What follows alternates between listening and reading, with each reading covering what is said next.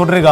തിരുവഞ്ചൂർ രാധാകൃഷ്ണൻ കോൺഗ്രസ് നേതാവ് നമുക്കൊപ്പമുണ്ട്. ശ്രീ തിരുവഞ്ചൂർ രാധാകൃഷ്ണൻ, താങ്കൾക്ക് ആഭ്യന്തര വകുപ്പിന്റെ നടപടിക്രമങ്ങളെല്ലാം അറിയാം. മുൻ മന്ത്രി കൂടിയാണ്, ആഭ്യന്തരത്തിന് ചുമതലയുണ്ടായിരുന്ന മന്ത്രി കൂടിയാണ്.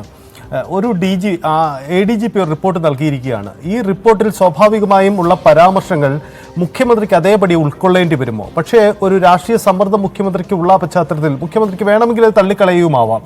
സാധാരണ രീതിയിൽ ഇതിന്റെ നടപടിക്രമങ്ങൾ എങ്ങനെയാണ്? ഇത് താങ്കൾ എങ്ങനെയാണ് ഇവിടുത്തെ രാഷ്ട്രീയ സാഹചര്യത്തെ നിരീക്ഷിക്കുന്നത്? മുഖ്യമന്ത്രിക്ക് ഇതുവരെ നടന്നിട്ടുള്ള കാര്യങ്ങൾ സംബന്ധിച്ച് അറിയാൻ എല്ലാ സാധ്യതകളും ഉണ്ട്. വിജിലൻസിന്റെ ഒരു അന്വേഷണം അദ്ദേഹത്തിന്റെ കയ്യിലുണ്ടാകാം. മാത്രമല്ല, സ്പെഷ്യൽ ബ്രാഞ്ച് അദ്ദേഹത്തിന് റിപ്പോർട്ട് കൊടുത്തിട്ടുണ്ടാകാം. അതിന്റെ അടിസ്ഥാനത്തിൽ ഒരു ഫർദർ അന്വേഷണത്തിന് വേണ്ടി മുഖ്യമന്ത്രിക്ക് വിടുകയും ചെയ്യാം. ഇപ്പൊ ADGP എന്ന് പറയുന്ന ഇതിനകത്ത് ഒരു കോൺട്രവേഴ്ഷ്യൽ ഫിഗർ ആയിട്ട് നിൽക്കുകയാണ്. ADGP പറയുന്നത് അപ്പാടെ വിശ്വസിക്കുന്നു എന്ന് പറഞ്ഞാൽ ഏകപക്ഷീയമായി നിൽക്കുന്നു എന്ന് തന്നെയാണ്. നമ്പർ 2, ഈ കാര്യത്തിനകത്ത് പ്രതിവർഗത്തിൽ വന്നിരിക്കുന്നതെല്ലാം പോലീസാണ്. അപ്പൊ പോലീസിലെ ഒരു റിപ്പോർട്ട് സ്വാഭാവികമായും പോലീസിൽ അവർക്ക് ഇഷ്ടപ്പെടുന്ന ആളുകളെ സംരക്ഷിക്കുന്ന രൂപത്തിലുള്ള റിപ്പോർട്ടാകുള്ളൂ. അതിന് ഒരു നിഷ്പക്ഷ റിപ്പോർട്ട് അല്ലെങ്കിൽ ഫാക്ട് ഫൈൻഡിങ് റിപ്പോർട്ട് എന്നതിനെ കുറിച്ച് പറയാൻ കഴിയില്ല. അതുകൊണ്ട് സ്വാഭാവികമായിട്ടും ഈ ഏകപക്ഷീയമായ റിപ്പോർട്ട് അംഗീകരിക്കുന്നതിന് പകരം ഇത് ജനങ്ങൾക്ക് കൂടി ബോധ്യപ്പെട്ട രൂപത്തിലേക്ക് പോകണം. ഇതിനകത്ത് 2-3 ഘടകങ്ങളുണ്ട്. ഒന്ന്, കവനന്റിന്റെ അടിസ്ഥാനത്തിൽ രൂപീകൃതമായിട്ടുള്ള ദേവസ്വം ബോർഡുണ്ട്. അത് കവനന്റിന്റെ അടിസ്ഥാനത്തിൽ വന്നിട്ടുള്ളതാണ്. രണ്ടാമത്തെ പ്രധാനപ്പെട്ട ജില്ലാ അഡ്മിനിസ്ട്രേഷൻ ഉണ്ട്. 3, ആ സ്പോട്ടിൽ തന്നെ ഉണ്ടായിരുന്ന മറ്റ് നേതാക്കന്മാരുണ്ട്, ജനപ്രതിനിധികൾ.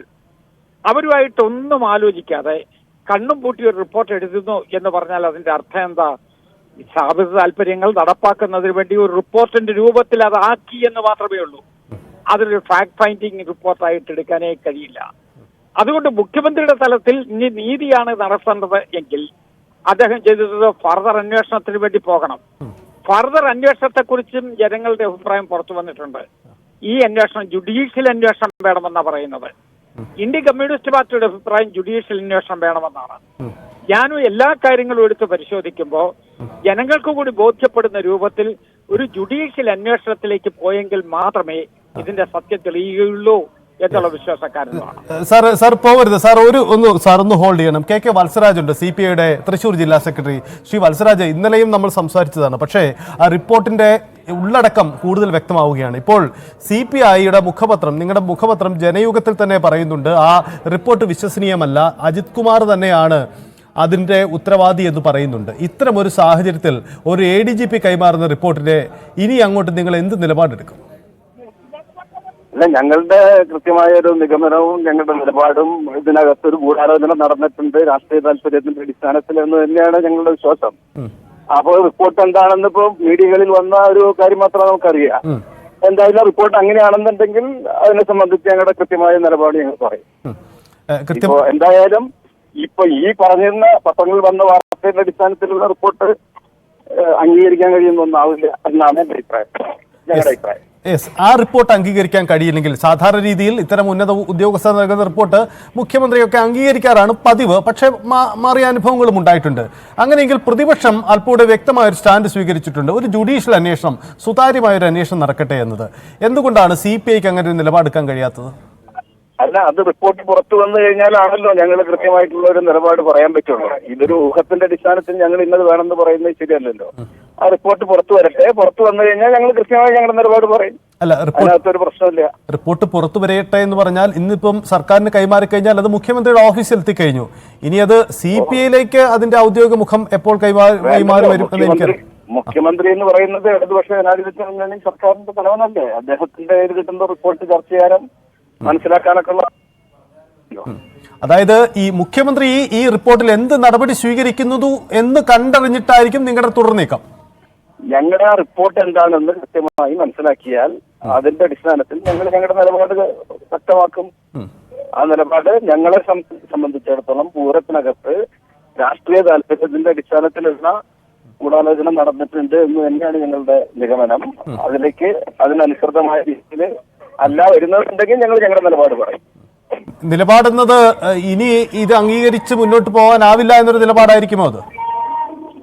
അല്ല, അത് പറഞ്ഞല്ലോ, നിലപാട് എന്നുള്ളത് ഞങ്ങൾ അതിന്റെ അടിസ്ഥാനത്തിലല്ലേ പറയാൻ പറ്റുക. ആ നിലപാട് ഞങ്ങളുടെ എടുക്കും കൂട്ടായിട്ട് ആലോചിച്ചിട്ടുള്ള ഒരു തീരുമാനം എടുക്കുക. അല്ലാതെ ഊഹത്തിന്റെ അടിസ്ഥാനത്തിൽ നമുക്ക് ഒരു നിലപാട് പറയാൻ പറ്റില്ല. അത് ഞങ്ങൾ ആലോചിച്ചിട്ട് എടുക്കും. അതെ, ശരി. എന്തായാലും താങ്കൾ തിരക്കിലാണെന്ന് ഞാൻ പ്രതികരിച്ചത്. ശ്രീ തിരുവഞ്ചൂർ രാധാകൃഷ്ണൻ, ഈ CPI എൻ്റെ അത്തരത്തിലൊരു നിലപാട് അവർക്കിപ്പോൾ അത് അതേ അർത്ഥത്തിൽ പ്രതികരിക്കാനുള്ള ബുദ്ധിമുട്ട് നമുക്ക് മനസ്സിലാവും. കാരണം മുന്നണിയിൽ നിൽക്കുകയാണ്, റിപ്പോർട്ട് വരട്ടെ എന്ന ന്യായമൊക്കെ അവർക്ക് മുന്നോട്ട് വയ്ക്കാം. ജുഡീഷ്യൽ അന്വേഷണം ആവശ്യപ്പെട്ടുകൊണ്ട് പ്രതിപക്ഷം കോൺഗ്രസ് ഈ വിഷയത്തിൽ എന്ത് നീക്കമാണ് നടത്തുന്നത്? പ്രത്യേകിച്ച് അടുത്ത മാസം നിയമസഭ ചേരാനിരിക്കുകയാണ്. നിങ്ങൾ അതൊക്കെ വരെ കാത്തിരിക്കുമോ? അതല്ല, ഞങ്ങൾക്ക് സത്യസന്ധമായ രൂപത്തിൽ ഇതിന്റെ കാര്യം ജനങ്ങൾ അറിയണം. കാരണം തൃശൂർ പൂരം എന്ന് പറയുന്നത് ലോകത്തെമ്പാടുമുള്ള മലയാളികൾ വളരെ താല്പര്യത്തോടു കൂടി കാണുന്ന ഒന്നാണ്. ഇനി ജനസംഖ്യയുടെ അടിസ്ഥാനത്തിൽ അവിടെ കൂടുന്ന ക്രൗഡ് മറ്റൊരു ഫംഗ്ഷനിലും കാണാറില്ല.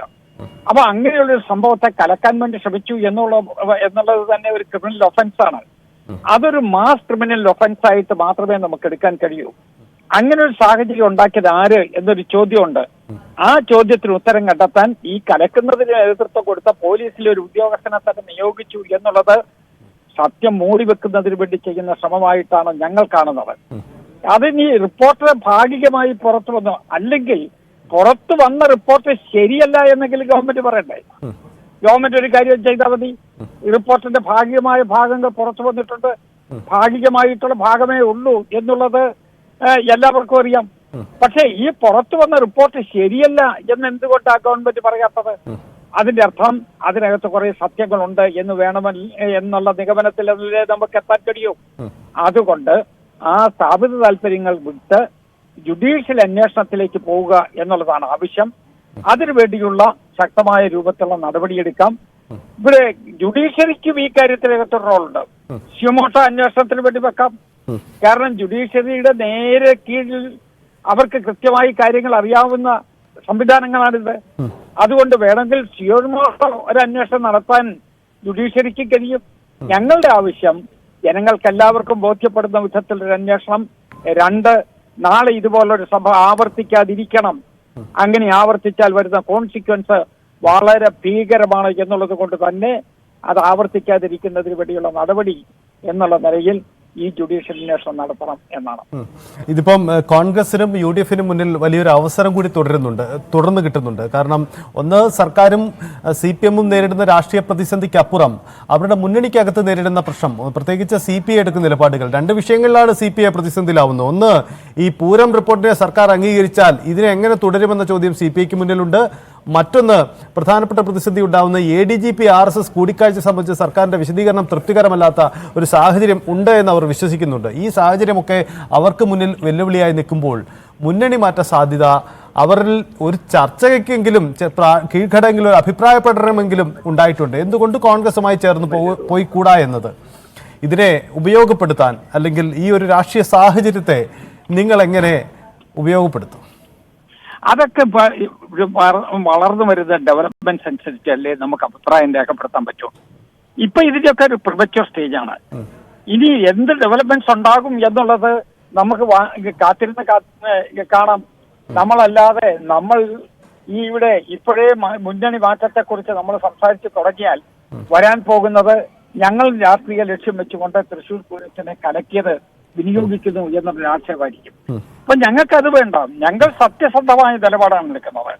ആ സത്യസന്ധമായ നിലപാടിലേക്ക് ഞങ്ങൾക്ക് പോകണം. അതിലൂടെ അത് ജനങ്ങൾക്ക് കൺവിൻസ്ഡ് ആയിട്ട് തന്നെ മുന്നോട്ട് പോകണം. ഗവൺമെന്റാണ് ഈ കാര്യത്തിനകത്ത് നടപടികൾ എടുക്കേണ്ടത്. ഗവൺമെന്റ് ഒന്നും മിണ്ടുന്നില്ല, അനങ്ങുന്നില്ല. അതുകൊണ്ട് തന്നെ ഗവൺമെന്റിന്റെ കരങ്ങൾ ഏതാണ്ട് കളങ്കിതമാണ് എന്നുള്ള നില വന്നിരിക്കുന്നു. ഇനി അത് കളങ്കിതമാണോ ഇല്ലയോ, അത് മനഃപൂർവ്വമാണോ ഇല്ലയോ, അതൊക്കെ കണ്ടെത്തേണ്ടത് ആ ഭരണത്തോടൊപ്പം നിൽക്കുന്ന ആളുകളാണ്. അത് അവർക്ക് ഓപ്പൺ സബ്ജക്റ്റ് ആണ്. അവർക്കതെല്ലാം പരിശോധിക്കാവുന്നതാണ്. എന്തായാലും വളരെ നന്ദി തിരുവഞ്ചൂർ രാധാകൃഷ്ണൻ പ്രതികരിച്ചതിന്. കോൺഗ്രസ് ഈ വിഷയത്തെ ജുഡീഷ്യൽ അന്വേഷണ ആവശ്യം ഉന്നയിച്ചുകൊണ്ടാണ് നേരിടുന്നത്. ശക്തമായ നിലപാടെടുക്കുന്നു. CPI ഇത് മുന്നണി യോഗത്തിലേക്ക് കൊണ്ടുവരുമോ എന്നതാണ് നമുക്ക് മുന്നിൽ ഉയർന്ന പ്രധാനപ്പെട്ട ചോദ്യം.